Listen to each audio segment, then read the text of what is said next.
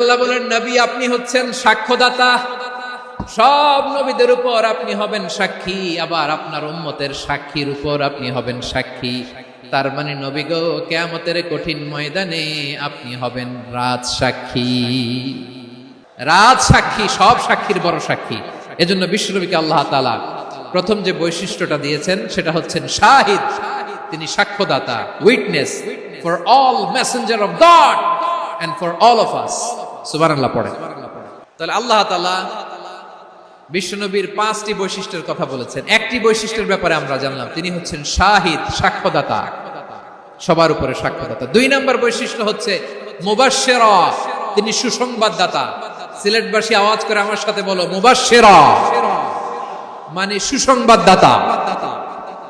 তিনি আল্লাহর রহমতের সুসংবাদ দেন, তিনি জান্নাতের সুসংবাদ দেন।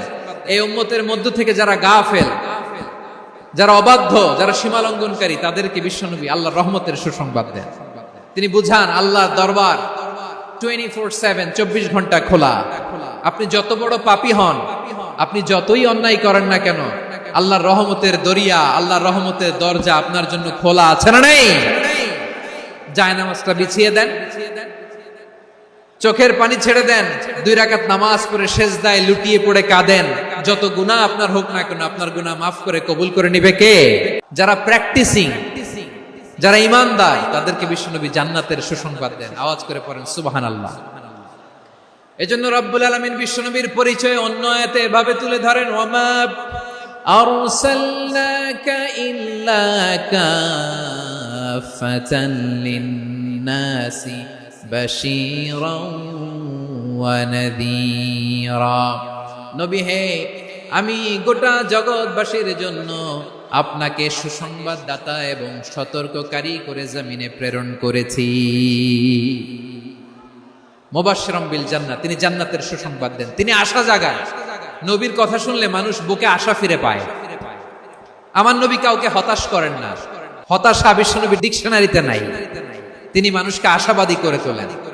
বিশ্বনবীর কথা শুনলে মানুষের হৃদয় নরম হয়, তারা আশা ফিরে পায়। বিশ্বনবীর মুখ নিঃসৃত পবিত্র প্রতিটি কথাই আশা জাগানিয়া। সুবহানাল্লাহ পড়েন। আপনি প্রিয় নবীর মুখ নিঃসৃত বাণীগুলো পড়েন, কথামালাগুলো শোনেন, দেখবেন আশা পাবেন, বুকে আশা পাবেন, ভালোবাসা পাবেন। কারণ তিনি এমন সত্তা, এমন পার্সোনালিটি, তার কথা শুনলে হৃদয় নরম হয়ে যায়।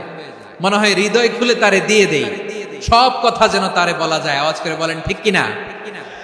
সে কোন বন্ধু বলো বেশি বিশ্বস্ত,